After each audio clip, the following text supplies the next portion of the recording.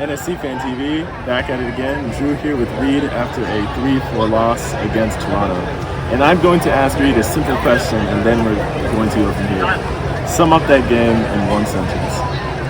I don't even know how to do it in one sentence. All I have to say, this is my biggest point for this game, is that there's no reason that the defense we have should concede 4 goals to anybody. I don't care if it's Insigne, if it's Harry Kane, if it's Cristiano Ronaldo, if it's Lionel Messi. There's no team that should score 4 goals on this Nashville backline. I don't know. I mean, people were talking when we signed Shaq. Is this the best backline in MLS? Should be. We have the talent. You got Walker Zimmerman, best defender in the league, starter for the national team. Shaq Moore. I've liked his performances a lot since he's come in. He's fighting for a national team spot.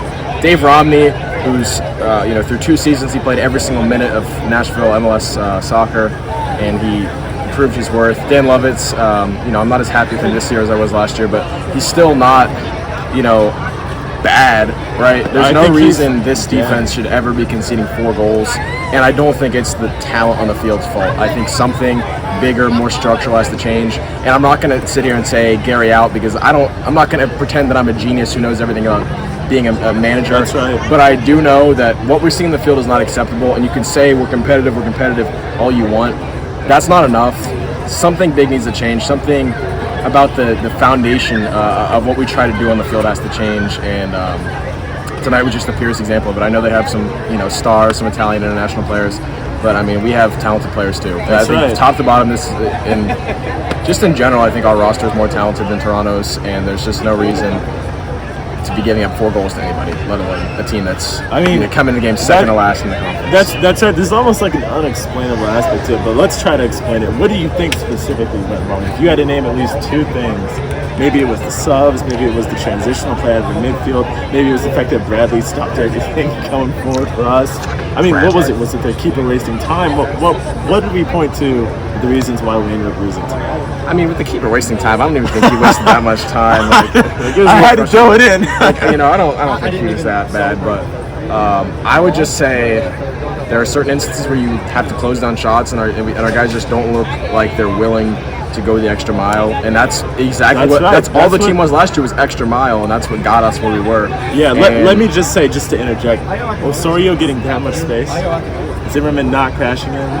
I mean, I don't know how to explain that goal other than nobody crashing anybody. Just like you said, giving them too much space. I mean, there's the one where it's a simple ground cross coming in. Willis probably should. I'll have to watch it again to make sure I'm not talking like an idiot here, but he probably should go out and get the cross before it even gets to the striker, taps it in. He's got to get on top of that. I just think there just needs to be more aggression. I think we're lacking a mental side of things, because maybe last year was a fluke, but I don't think it was, and I think we have just as talented or even a more talented roster than we had last season.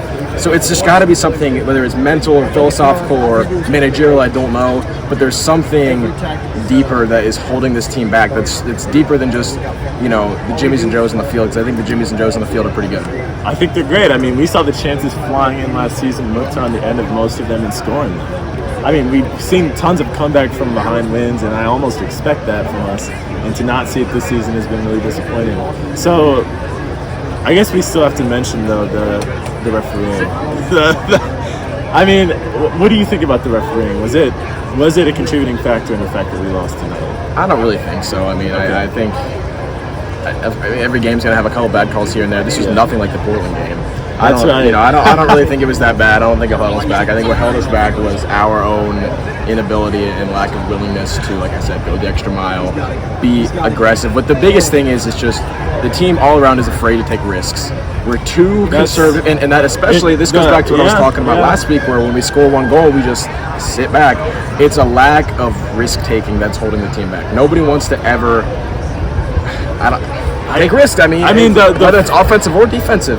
Or maybe it's managerial. I mean, the 4-4-2 is a pretty conservative lineup when it comes to defending versus transitional play going forward. And I mean, that's what made it successful. I mean, you look at the Real Salt Lake game. Every single time a ball was even close to one of our players, we were going after it. We were just trying to harass and get in the way of everything. And this game, it's just we're trying to be as, I don't even know what word to describe it, as we're trying to make as little of an impact as possible. We're just trying to, don't know what we're trying to do. I can't tell what we're trying to do. It's because- hard. I don't know, man. It's almost you hit a moment where it's really it's just hard to explain because we have the personnel, we have the subs, I think we have the depth. I mean, with our central defensive midfield spot, we've got tons of people who can go and sit there and just lock it down. Some of it doesn't make sense. Like, why didn't Osorio get cashed? I don't know. We have guys who know what to do when situations like that happen, and we saw it happen last season. Yeah, I mean, it's just a lack of willingness to put it on the line, and I think that's what made Nashville successful in the past, and I think that's probably the reason Nashville is not as successful in the last 2 months. We were playing well in May. I don't know what happened. I would love to know what happened because this was a killer team in May, and it's just been a massive drop-off. That's right. So we see here from Reid a very stoic response to look inward to fix the problem personally. NSC Fan TV.